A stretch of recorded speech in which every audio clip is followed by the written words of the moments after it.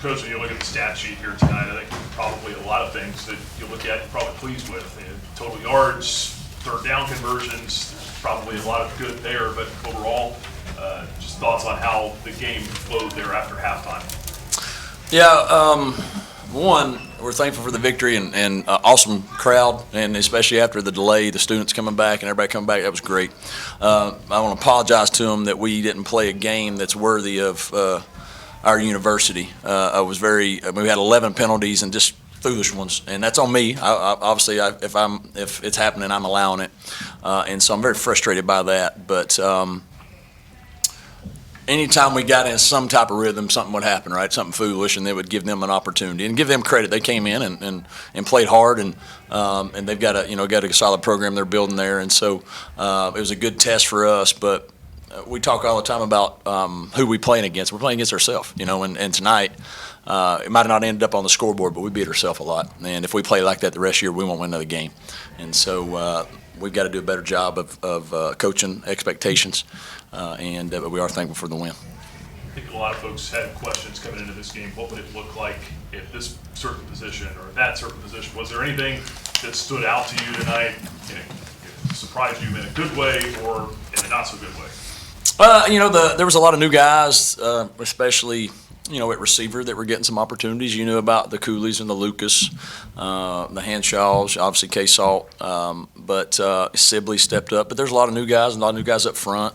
We lost one of our starting linemen early in the game, and so we had to, which is, as you guys know, is a depth there is a big deal. We lost him, and so we had a lot of new guys playing. And I think we made some mistakes, which I knew we would, but I was pleased overall with at least the mindset that the guys approached the game with, as far as it didn't seem like it was too big, a moment from them. We made tons of mistakes, but that I was pleased with at least their focus on being prepared. Coach, you had the 3-drive stretch there in the first half where you missed field goal, Salter put the ball on the floor, and then he came out, he had the rain delay, and then set up for 3 points. 150-some yards in those 3 drives, but you come away with 3 points. What were your thoughts on those? Yeah, I thought that was, you get the great stop early, get a great punt return. You're up 7-0, you get the ball back, got a chance to go up 10 or 10-0, maybe 10-3, whatever it was, and then you miss a chip shot field goal.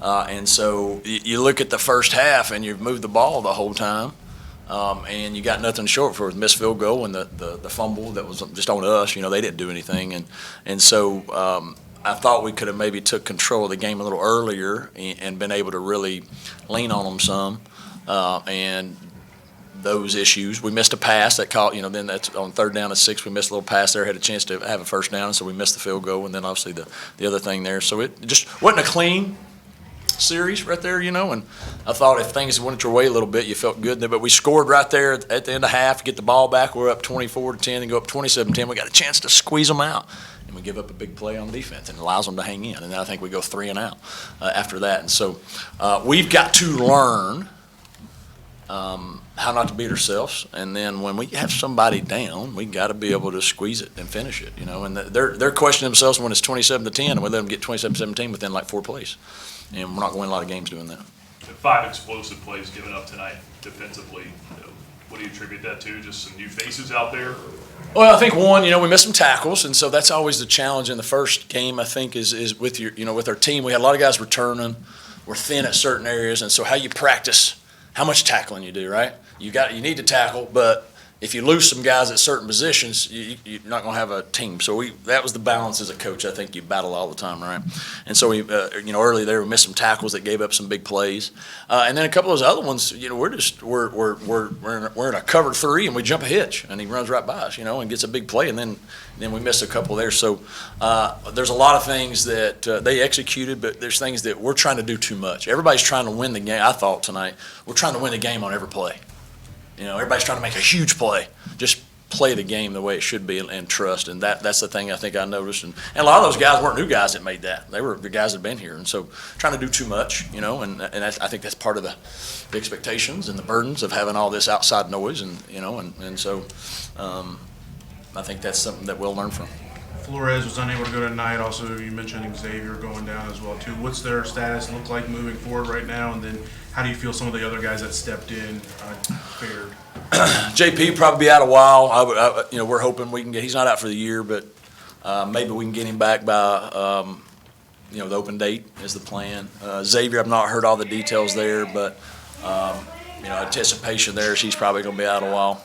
So that's a position we cannot afford to lose anybody. Some of those guys came in and did well. They made some mistakes, and that's probably going to happen because they're playing football for the first time at the high level, and that's just part of it. And so it was good for them to get out there and do some things though, and not a practice, and they can see it. Hopefully we'll learn from it and get better. Usually, the old adage is you make the most improvement 1 to 2. Let's pray that we do. Let's pray that we do. I know everybody here is prayerful. Go to church tomorrow and pray that we make improvement.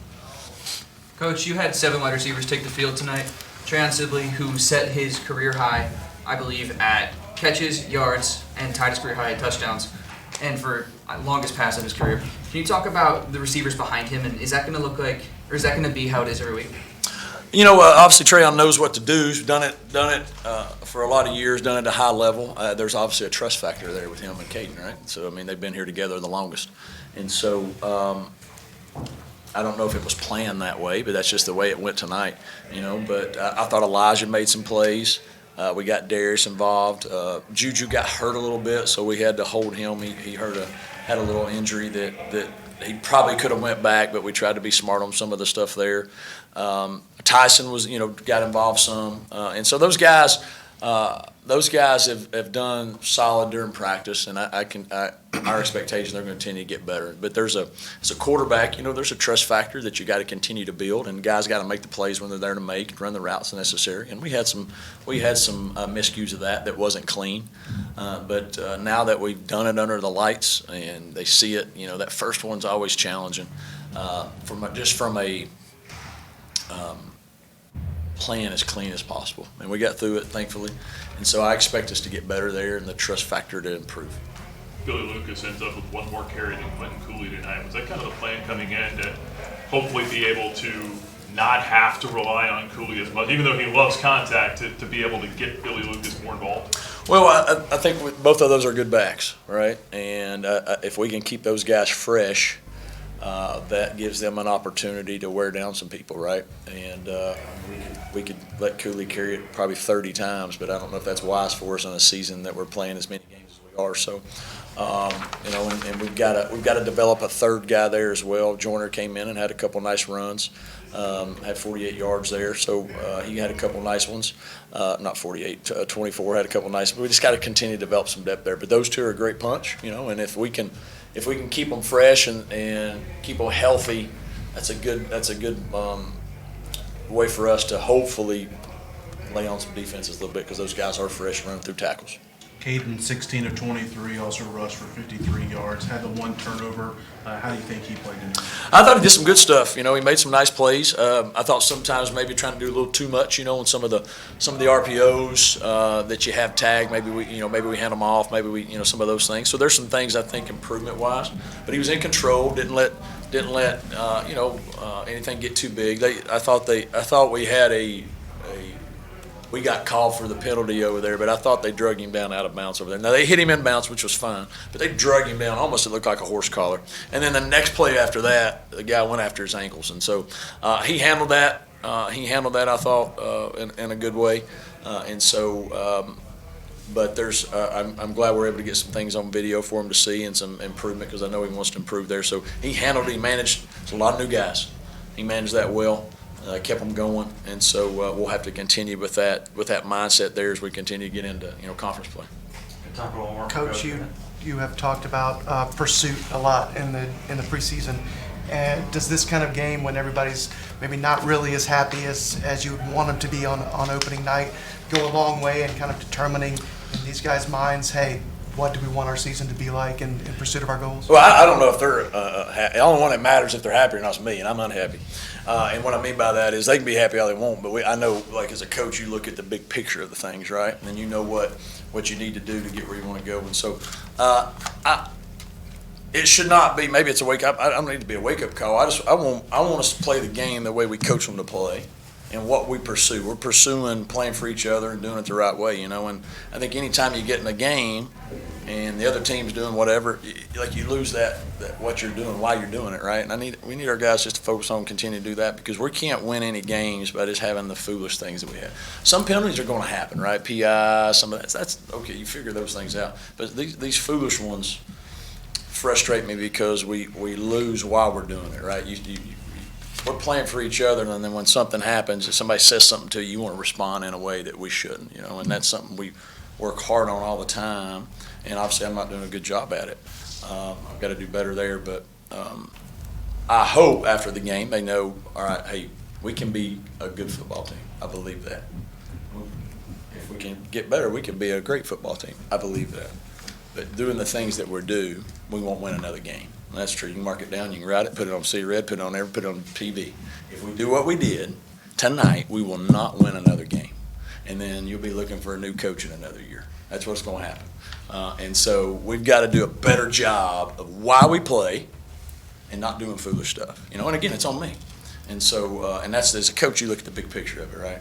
And I'm thankful for the win, but I'm frustrated because that's not who we are. It's not who we are. And we'll get better from there.